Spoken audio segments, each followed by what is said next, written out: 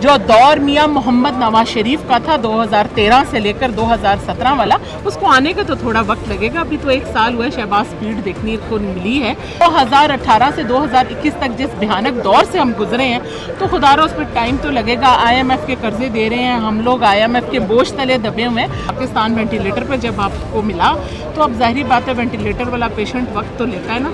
इमरान खान साहब ने कहा है कि रमज़ान के बाद एक ग्रैंड अलायंस सड़कों पे आएगा अपने हुकूक के लिए, जिसकी क़यादत में भी कि मौलाना फजल रहमान साहब करें। अस्सलाम वालेकुम नाज़रीन, ABN डिजिटल आप देख रहे हैं। इस वक्त मेरे साथ मुस्लिम लीग नून की MNA है शाइस्ता जुदून साहिबा। मैम बहुत शुक्रिया आपके वक्त का। वज़ीर आज़म साहब ने ये कहा है कि महंगाई कम हो रही है, लेकिन कल भी मैंने एक विज़िट किया रावलपिंडी के अंदर, लोग ये बात कर रहे हैं कि महंगाई बेरोज़गारी में कमी नहीं आई है। तो प्राइम मिनिस्टर साहब ने ये बयान किस बिहाफ पे दिया है? देखिए जी, प्राइम मिनिस्टर ने जब इन्फ्लेशन सिंगल डिजिट पर आई है तो उस की मद में ही ये बयान दिया है। और पाकिस्तान तरक्की की राह पर गामजन होता तो तब नज़र आ रहा है आपके एक्सटर्नल रेमिटेंसेस बढ़ रहे हैं, आपके फॉरेन इन्वेस्टर्स आ रहे हैं, तो सारी बात है फिर बेरोज़गारी भी ख़त्म होगी, लोगों को रोज़गार भी मुहैया होगा। नौजवान नस्ल के लिए स्किल्स प्रोग्राम्स का ऐलान किया जा रहा है, IT के प्रोग्राम्स के लिए IT पार्क्स बनाए जा रहे हैं। तो वक्त तो लगेगा आपको वो एक वाज़ेह डिफरेंस देखने का, जो दौर मियाँ मोहम्मद नवाज शरीफ का था 2013 से लेकर 2017 वाला, उसको आने का तो थोड़ा वक्त लगेगा। अभी तो 1 साल हुआ है, शहबाज स्पीड देखने को मिली है, तो वक्त तो लगेगा। पाकिस्तान पिछले 15 महीनों में भी कोलिशन जमातों के पास उस वक्त भी इंटरनली डिफ़ॉल्ट हो चुका था। तो 2018 से 2021 तक जिस भयानक दौर से हम गुजरे हैं, तो खुदारा उस पर टाइम तो लगेगा। IMF के कर्जे दे रहे हैं हम लोग, IMF के बोझ तले दबे हुए हैं, तो वक्त तो लगेगा।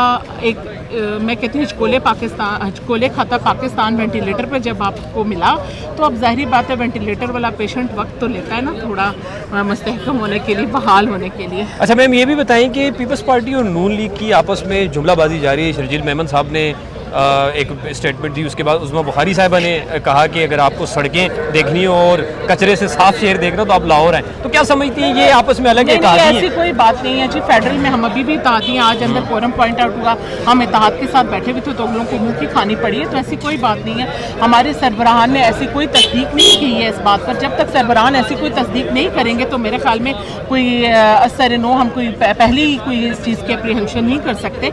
हम लोग एक प्लेटफॉर्म पे साथ हैं, बाकी फेडरल के लेवल पर ऐसी कोई बात सामने नहीं आई है। हम एक प्लेटफॉर्म पर है। आज जितने लेजिस्लेशंस आपने देखी हैं, इंपॉर्टेंट लेजिस्लेशंस थी, वो हम लोगों ने मिलकर उस प्लेटफॉर्म पर पास की हैं, इस फ्लोर में पास की हैं, तो हम सब एक साथ थे, तो तभी आज ये लेजिस्लेशन। अच्छा मैम, इमरान खान साहब ने कहा है कि रमज़ान के बाद एक ग्रैंड अलायंस सड़कों पे आएगा अपने हुकूक के लिए, जिसकी क़यादत में भी कि मौलाना फजल रहमान साहब करें।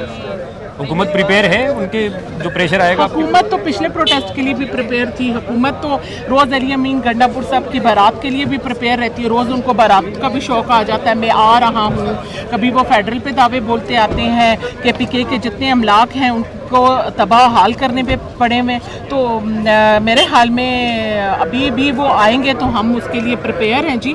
और मेरे हाल में अब लोग वो ख्वाबी दुनिया से बाहर निकल चुके हैं। उनके जो 400 डैम्स थे ख्याली किस्म के, और वो जो उनकी 72 यूनिवर्सिटियाँ जो मैंने तो आज तक KP में नहीं देखी, टूटी फूटी सड़कें ही देखी हैं, तो उनके वो जो झूठे ख्याली बातें हैं उनसे आवाम अब मेरे हाल में आगाह हो चुके हैं। अब हमें पाकिस्तान मुस्तहकम होता नज़र आ रहा है, तो खुदारा ये सियासी अदम इस्तेकाम की फ़िज़ा कायम करके और लॉ एंड ऑर्डर की सिचुएशन क्रिएट करने की कोशिश ना कीजिए। अब मुल्क को के जो अवाम है ना, उसको पता है कि कौन हमारे लिए दुरुस्त सिमत हमें लेके जा रहा है और कौन गलत सिमत लेके जा रहा है और कौन तरक्की की राह पर पाकिस्तान को गामजन करे। अभी स्टॉक एक्सचेंज में आप देखें कि किस किस्म की बेहतरी नज़र आई है, एक्सटर्नल रेमिटेंसेस बढ़े हैं, सिंगल डिजिट पर इन्फ्लेशन आई है, IT में आप देखें क्लाइमेट चेंज में कितनी बेहतरी आई हैं। तो खुदारा पाकिस्तान सुथरा पंजाब देखें, खूबसूरत किस्म का हमारा फेडरल में देखें, 42 दिनों में अंडर पासेस बन रहे हैं, ट्रैफिक के लिए कितने बेहतर कवानीन पास किए जा रहे हैं। मैं तो बहुत खुश हूँ। और हमारी नौजवान नस्ल के लिए होनहार तलबा के जैसे प्रोजेक्ट्स का ऐलान जो है और उनको जो दिए जा रहे हैं, लैपटॉप्स दिए जा रहे हैं, पाकिस्तान के नौजवान नस्ल अब फ्रीलांसिंग की तरफ जो